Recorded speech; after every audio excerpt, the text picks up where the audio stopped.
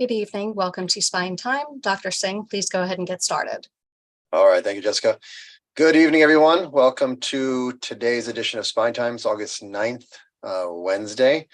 Exciting topic today, talking about your spine in the summer. You know, we're kind of towards the tail end of the summer. We probably should have done this in July or June to get you all ready to avoid injuries. But hopefully we will be able to share some of our experience treating patients with injuries coming from the spine. So if this is your first time here, which is highly unlikely, we are the Comprehensive Spine Center here at Weill, Cornell, NewYork-Presbyterian. We kind of pride ourselves on being comprehensive and multidisciplinary, having specialists from a variety of different disciplines, including pain management, spine surgery, rehabilitation, neurology, complementary medicine like acupuncture, meditation, yoga, and mindfulness. So we all share patient stories together, and we try to develop a comprehensive approach. So today I am very fortunate to be joined by my guest, Dr. Bob Snow, who is an associate professor of neurological surgery here at the hospital and medical school. And we're just going to kind of spitball and share our ideas of some of the patients that we've seen coming in with various injuries related to different sports that people mostly play in the summer. And most importantly is how you can avoid some of those injuries. If this is your first time here, please use the chat window. I wrote welcome everyone in that little box. Type in your questions. We're a small group here, so we can probably get to most of the questions. If you're shy and you don't want to raise your hand, send that message in and we will get to it as soon as possible. So let's talk about the summer. You know, the summer is a great time. We're kind of thawing out from the winter and the spring, and we want to get active again. And we all say movement is medicine, mobility is medicine. We want everyone to be active. We want people to enjoy time with their families. But what often happens is we go from doing little to no activity in the fall and winter and spring, and all of a sudden jump into activity. Our kids are getting active, our grandkids are getting active, and we want to do that with them. But we aren't really prepared. We don't prehab. That's a concept that we like to talk about here, is getting your body prepared for activities. And in the summer, there's a bunch of different sports that we may get involved in. And some of the more common places where we see spine-related injuries are football. Dr. Snow and some of the other neurosurgeons cover the New York Giants as the neurosurgical team. So they see a variety of different sports injuries from the Giants teams, which he'll explain later. Golf and tennis are pretty common things that bring people to the clinic. A little less common in our clinic, at least, weightlifting, wrestling, but cycling also very, very common. So I want to ask Dr. Snow, you see a bunch of these patients come in to see you. Many times they don't need surgery. Sometimes they do. Talk to us a little bit about the different areas of the spine where you see pathologies and when someone would benefit from a surgery versus referring to one of your conservative non-operative colleagues. Right. Thank you, Ricky. Welcome, everyone. Obviously, there's three major areas of the spine what we can talk about. One, the cervical spine, which is the neck. Very common to have injuries from sports from that. It can be a fall. But a lot of times it's just overuse. I recently had a patient who's a tennis fanatic. She works out fanatically anyway, and she decided to really work on her serve and took a lesson for an hour and hit serves and developed a cervical radiculopathy, meaning pinched nerve in the neck radiating down her arm. She had a baseline mild arthritis there, and just the repetitive motion of serving and extending her neck up, looking at the ball up in the sky for an hour was too much. After we did some rehab and gave her some medication, she got better and didn't require surgery, and now she's aware not to do that. But this is one of the things you can avoid if you're intelligent about taking care of your spine, and just try not to overdo it. And additionally, as Ricky said, warm up a little bit first before you do any activity. Getting down to the thoracic spine or the middle spine portion, I've seen patients that with golf, because you're rotating in an extreme way. Likewise in tennis, you can just get simple muscle sprains or strains. You can hurt ribs.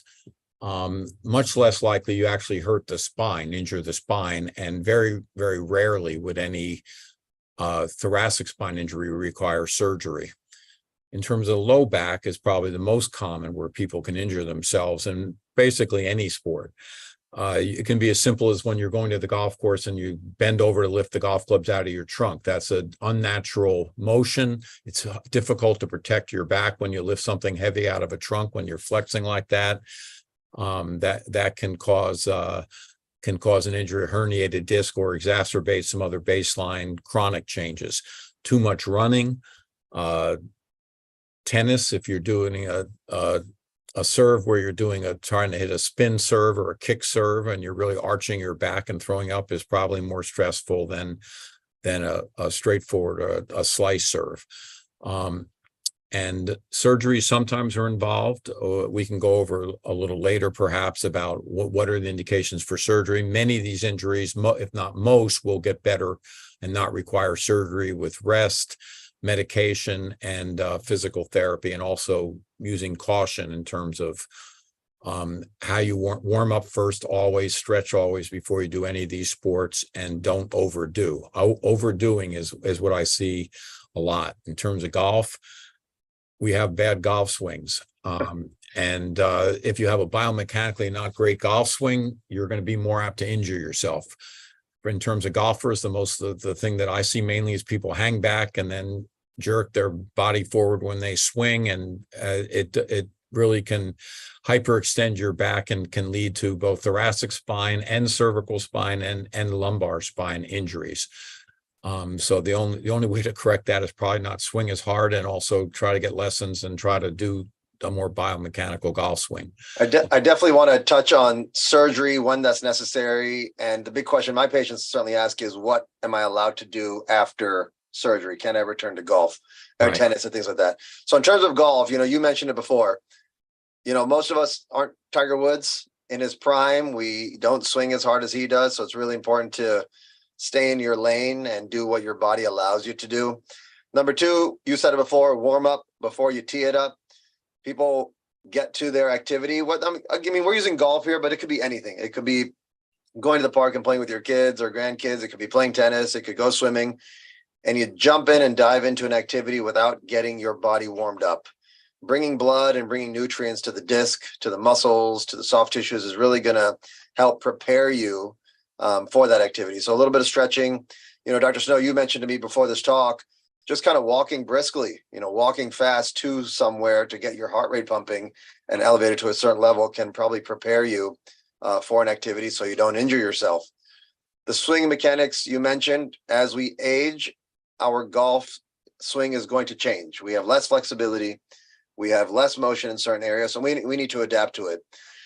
I remember I started playing basketball with the residents last year, and I played basketball in high school. And high school in my brain was recent, but high school in my body was 30 years ago. And my brain said to me, I could do certain things, but my body said, no, you can't. And it really took a kind of reality check to realize that I need to listen to my body and to kind of stay in tune with that so I don't get hurt. And luckily I didn't get hurt, but a lot of people get hurt jumping from inactivity to inactivity. And then last thing is seeing a doctor. It's common sense. If you have back pain, kind of rest it, take some anti-inflammatories if you can, ice it. But when things aren't really getting better, it's kind of probably time to see someone here at the Spine Center, whether it's surgical or non-surgical. So the question to you, Dr. Snow, is when you see someone in your clinic with a golf-related back pain, lower back pain, they've probably seen me, they've probably done some rehabilitation, maybe some injections, not getting better. Question one is, what does that patient look like? And then what do you tell them they're allowed to do after surgery? Well, first of all, we almost always will send people for conservative treatment and exhaust it first before you do surgery, except in the settings when somebody has major neurologic deficits, like as major numbness or major weakness. Otherwise, it would be very rare to go right into surgery. But let's assume we have a patient that's tried physical therapy, tried medication, tried rest. They still can't get by either just doing sports or leading normal activities of life. Surgery can often help, depending on the problem, for herniated discs in the low back or for something called stenosis. Very high percentage of patients can get a great quality of life again. Depending on what surgery you do, basically the week after surgery, many times they can walk a mile a day. And I usually tell my own patients 2 to 3 months after surgery, they can go back to sports. meaning golf, tennis. I've had people run marathons, although I'm not a fan of having somebody overtrained to do that. But if that's what they're obsessed doing, they're able to do that. So basically, for most of these activities, most of these operations, rather, in 2, 3, 4 months, you can go back to full activities. And probably 3, 4 weeks after surgery, you begin a rehab program to prepare you for leading a more active lifestyle. And is that dependent on the type of surgery, whether they have a, minimally invasive decompression, like a discectomy, or they have hardware put in with a fusion? Does that change what their activity status is post? Yeah, I think if you have a minimally invasive procedure, either just for something called stenosis or for a disc, the 2 to 3 months after surgery is generally, assuming they're doing well, which would be the normal outcome, they can return to full activities. For a much more involved procedure involving hardware and fusion, it can be 6 months to a year, really, before you're going back to full activity. If ever going back to really full activity, you have to be careful sometimes. A question came into the chat about herniated discs. Can herniated discs, in your experience, heal with no treatment? And I think we should qualify what no treatment is versus operative versus non-operative. Well, what do you tell your patients? Someone comes in with a disc herniation, slip disc, blown disc, whatever people call it. What do you kind of tell them in terms of their healing on their own? Well, for example, every patient I saw today who came in with a herniated disc, I did not, and they had seen other physicians, I did not yet recommend any surgery.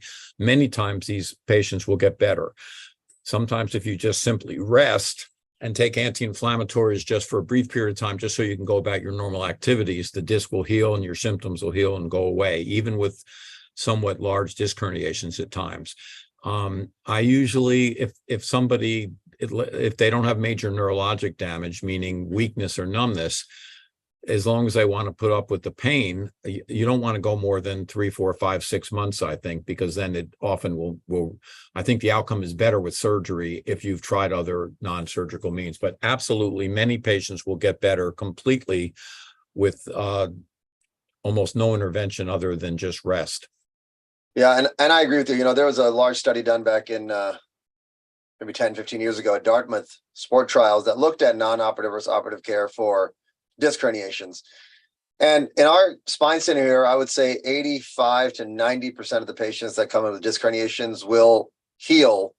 I don't want to say no treatment, but with some conservative care, whether some physical therapy, was relative rest, anti-inflammatories, maybe injections. Most patients will heal without the need for surgery. But there are that group of patients that need surgery, which is why we're lucky to have doctors like Dr. Snow here to help with those patients who have neurological compromise, like weakness, like numbness, unrelenting pain that's not getting better. But that's why I think it's important to get looked at, either see your primary care or physical therapist and get an evaluation. So the quicker you get treatment, the quicker you're going to get better, which is usually the case. What about tennis? Tennis is similar in some sense to golf. It is a rotational type sport.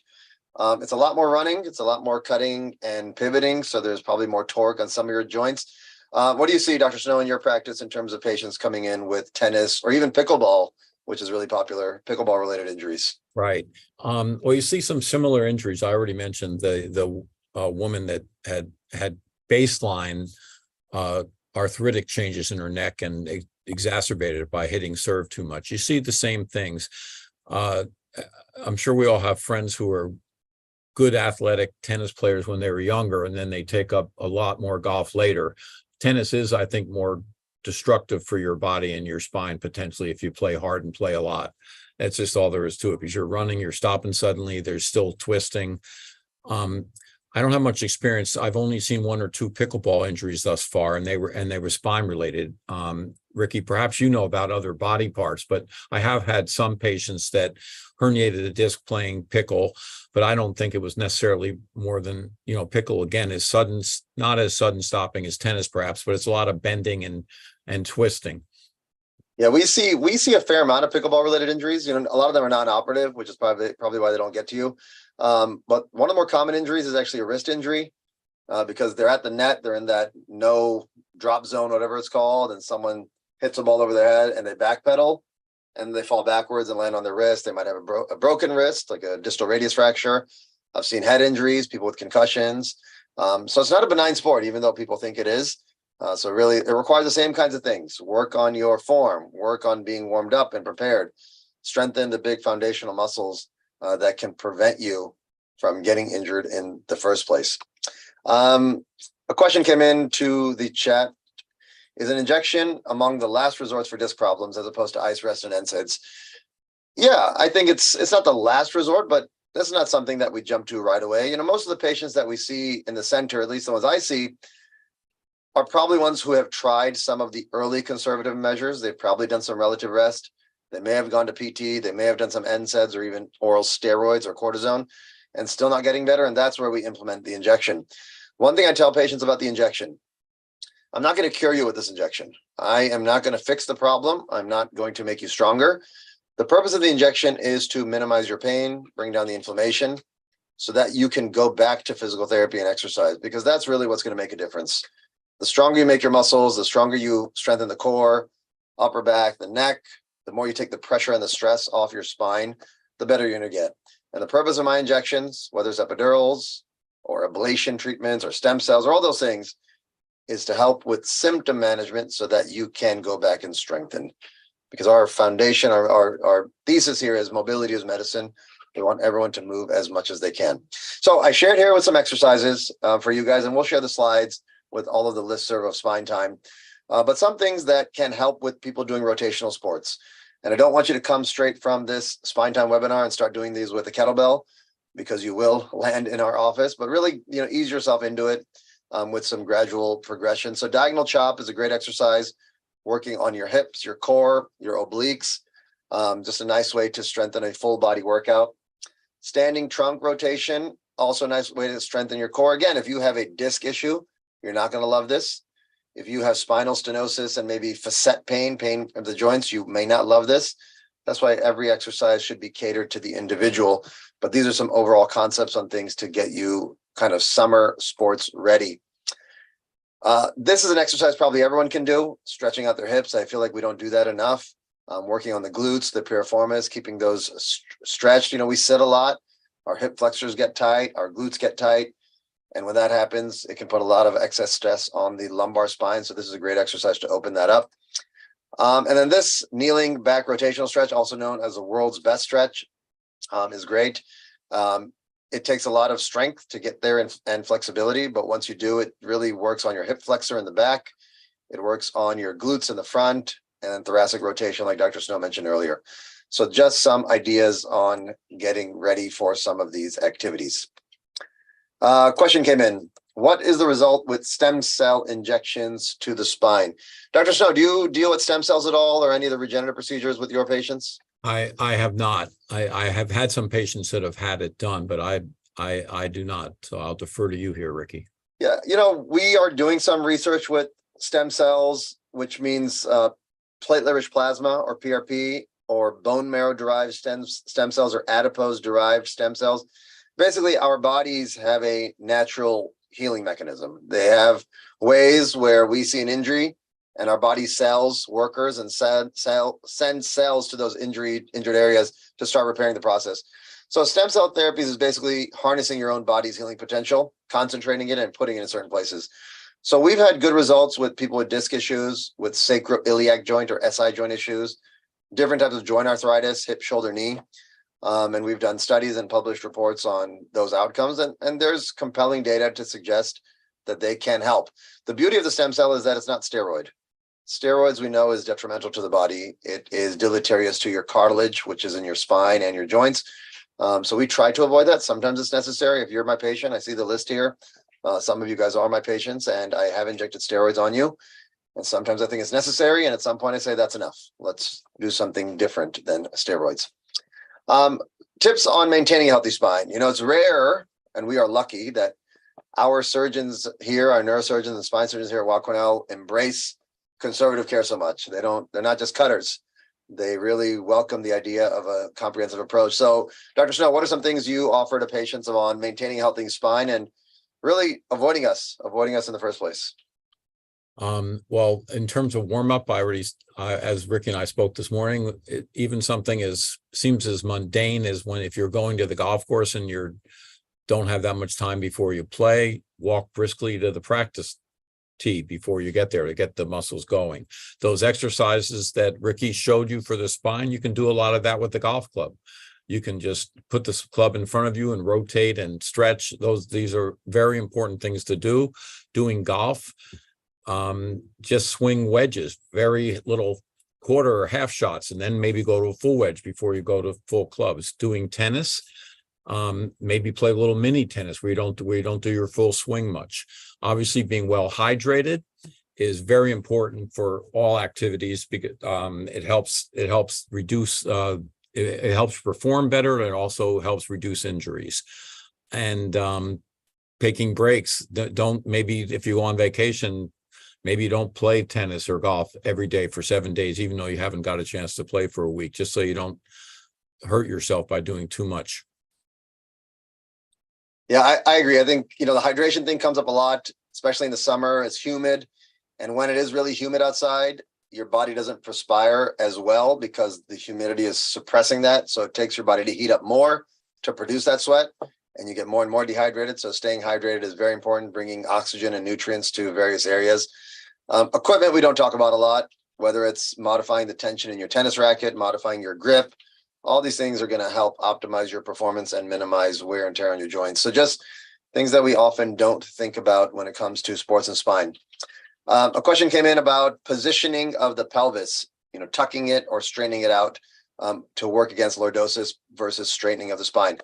I think it's a great point. One of the exercises I showed you, which was that piriformis stretch, if your hip flexors are too tight or your core isn't strong enough, your back is going to arch up off the ground. So it's really important to reverse that lordosis, which is a curve, and flatten your back while you're doing those exercises, and that'll just prevent injury. But position in general, imagine what does a quarterback look like if you are familiar with the NFL and things? What does a quarterback look like when they're about to get the ball hiked to them? They're kind of down on their hips and knees. They're braced. Their core is engaged. This is kind of your athletic position. This is what keeps your disc in the least stress, which will allow you to participate in certain activities. A lot of it comes down to posture and mechanics, keeping your core strong, things that we don't always work on when we go to the gym. But mobility is medicine. We want you to stay as active as possible. Anything else we leave out, Dr. Snow? Anything that you've seen with your patients in terms of recovery, return to play, things like that? I think we've covered some nice general topics. And again, for those who are joining us, we will share these slides with you so you have access to those records. We have moved Spine Time to I think it's a monthly. It used to be bi-weekly, but now it's a monthly cadence. If you have ideas on topics that you want to hear about, please share them with us, because we are here for you. We work for you. We want to bring you evidence and our experience on certain areas related to the spine. Questions, please call that number. Visit us at the Spine Center. All these webinars are available at your leisure viewing on youtube.com. Thank you, Dr. Snow, for joining us. Thank you for everything you do here at the Spine Center. And for all of our guests today, thank you for spending a brief Wednesday afternoon. And remember, for all of your health and wellness needs, we've got your back. Thank you, everyone.